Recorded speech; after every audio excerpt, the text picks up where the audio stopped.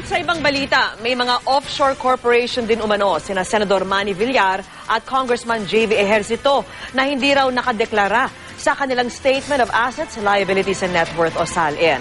Batay po yan sa report ng Philippine Center for Investigative Journalism. Saksi si Sandra Aguinaldo.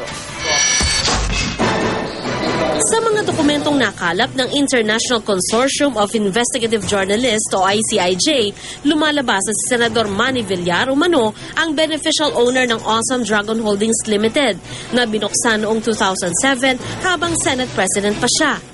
Si Congressman J.V. Ejercito naman daw ang direktor ng Icebell Properties Limited na itinatag noong 1999 habang presidente ang amang si Joseph Estrada.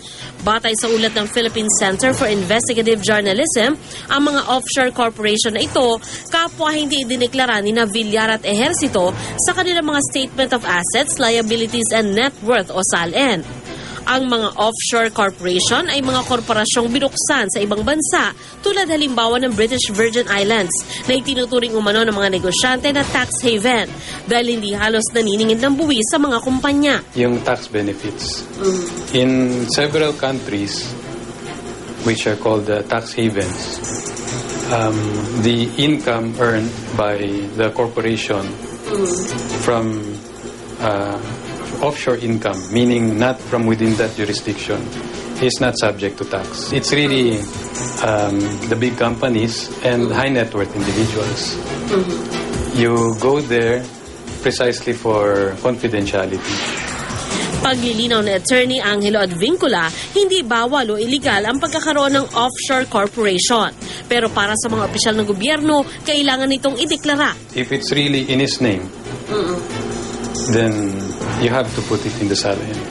Sa isang pahayag, sinabi ni Villar ng Awesome Dragon Holdings Limited ay pag-aari ng Fine Properties Incorporated na siya namang nakadeklara sa kanyang SALN. Shell company lang umano ito na nagkakahalaga ng $1. Ayon pa sa senador na nakilala sa real estate business, binuo raw ang korporasyon noong 2007 para maging corporate vehicle sakaling magkaroon daw ng oportunidad na makapagnegosyo sa ibang bansa. Pero di raw nila nagamit ang korporasyon. Makikita nga sa SALN ni Villar noong 2011 ang Fine Properties Inc. na sinabi niyang may-ari ng korporasyon sa British Virgin Islands. Pero ayon sa PCIJ, batay sa mga dokumentong hawak nila, ay hindi naman daw nakasaad ang Fine Properties Inc. bilang may-ari ng Awesome Dragon Holdings Limited.